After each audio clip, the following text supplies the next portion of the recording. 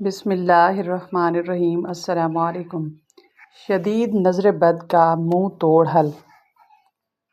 نظر بد اپنے اندر ایک جامع حقیقت رکھتی ہے جو ہر ذی روح کے جسم کو متاثر کرنے کی حامل ہے۔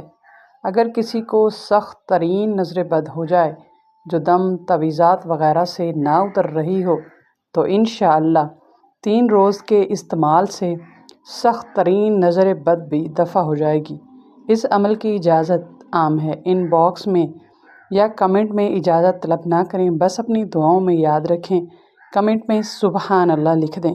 عمل کا طریقہ کچھ اس طرح سے ہے: 3 عدد سرخ مرچ لیں اور ہر ایک مرچ کو سر پر سے 7 بار یا 3 بار وار کر پھر ان تینوں مرچوں کو سامنے رکھ کر یا قابضو یا حفیظو یا مالکو یا قابضو باحق ایاک نعبد و ایاک نستعین 11 بار پڑھ کر پھونک مار دیں اور پھر ان تینوں مرچوں کو جلتی آگ میں پھینک کر جلا دیں۔